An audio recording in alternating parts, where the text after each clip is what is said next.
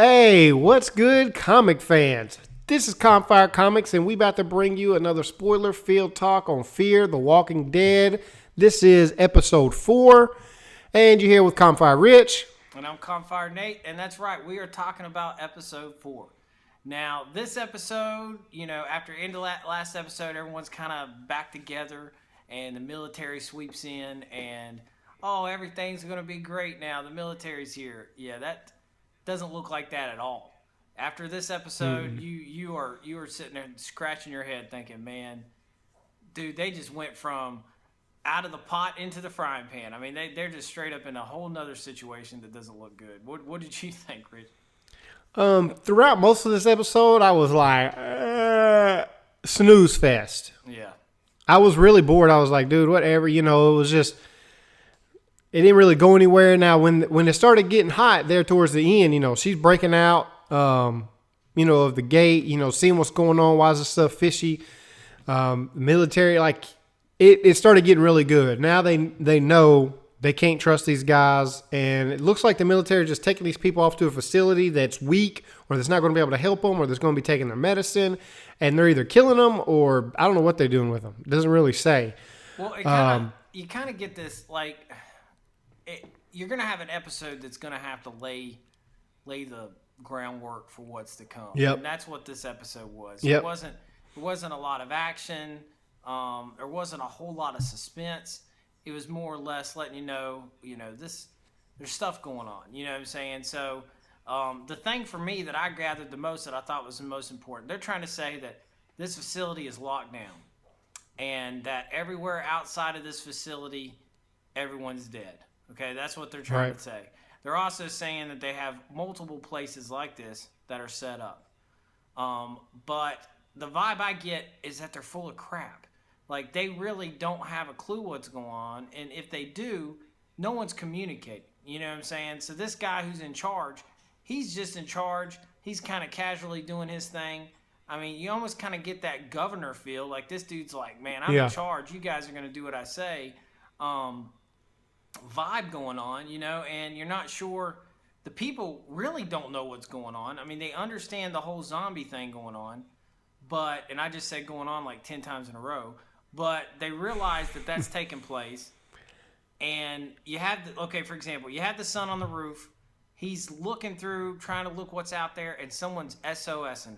Hey, we're over here. Blink, blink, blink. He tries to tell the dad. Dad blows him off. He tells the stepmom. The stepmom looks at it. The stepmom's like, what's going on? She's interested in it. The military has his doctor come in. She's checking people out. You kind of get that feel like the people who are causing problems or the people who are asking questions or the people who are sick, man, they're dead. They're taking them out. I don't care. The doctor, they're like, we're going to take these people out. And I don't know if they're experimenting on them. I don't know what they're doing, but they are, it's shady. It's shady as it can be, man. It feels whatever it is. At first, I thought it was SOS, and then towards the end of the episode, I felt like they were gunshots. Like when she was looking at it, when she went back up on the roof at night to look over there, it didn't look like SOS because it was nighttime. So it wasn't no reflection of the sun. They looked like gunfire. Well, I think that's going on. I think that's what it was supposed to be. Like originally, it was SOS. Then that's what I think too. The roof, somebody the government had found them, and then there was gunfire. You know what I'm saying? Like. Right. It kind of gave you that, like, okay, they've been blinking, hey, we're alive, help us. And finally, they were, he's seeing it, and then the government finds them, and that was gunshots. Like, they're taking them out. You know what I'm saying? Like, they're not even taking a chance. They're not even taking a chance. And then the wife, who I'm pretty sure, I get the strongest vibe that she's going to be the main character.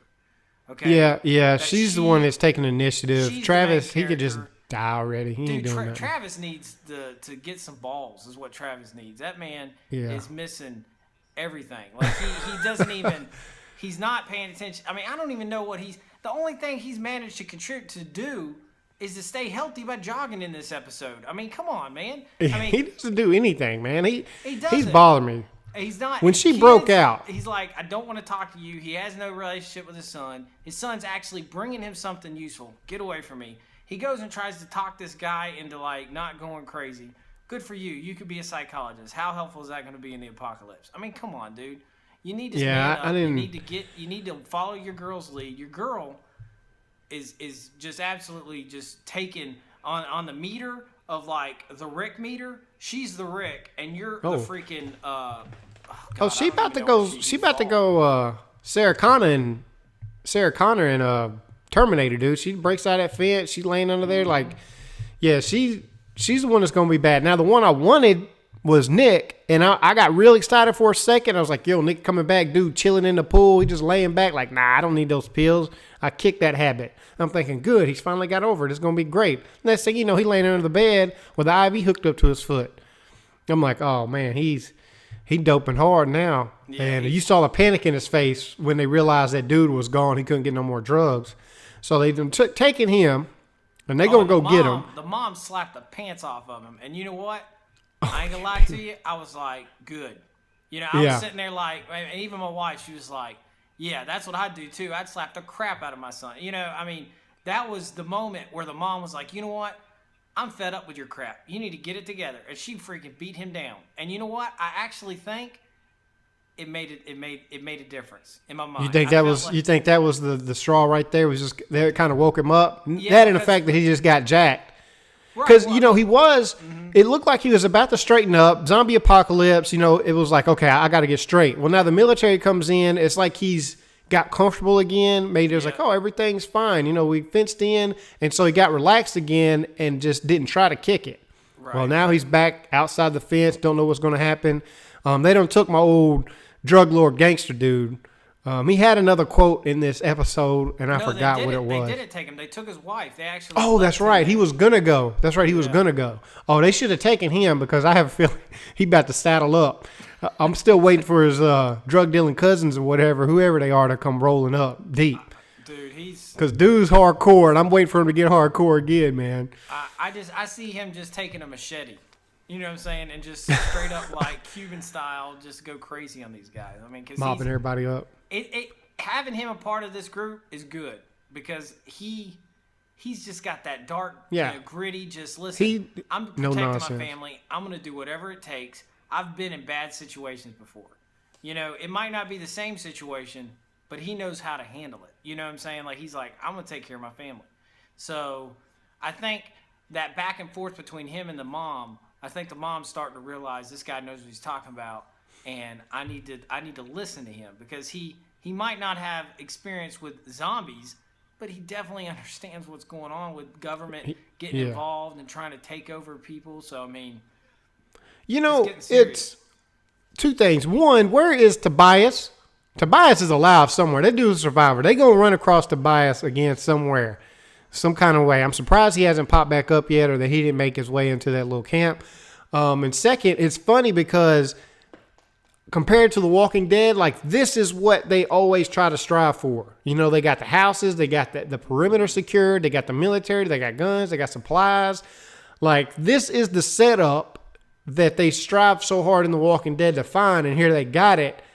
And they're already about to destroy it. You know, the military is already about to jack it off. Even worse than the governor, because at least the governor, he had his side agenda and he was already crazy because of what he went through.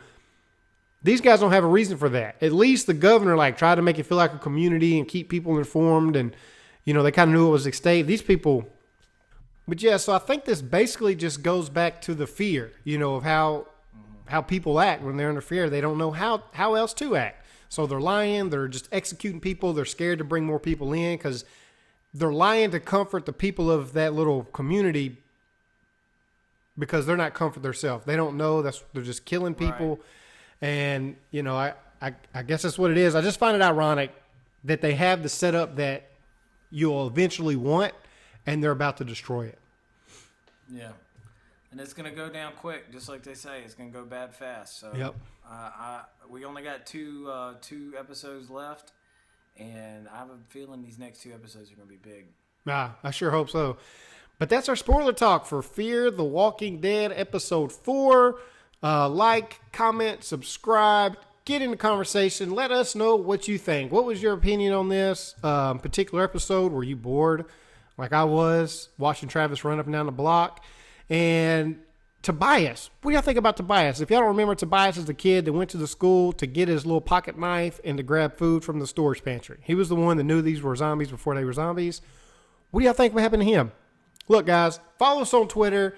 You can find me at ComfireRich. You can find Nate at ComfireNate. Man, hit us up, follow us. Until next time, people, we out. See ya.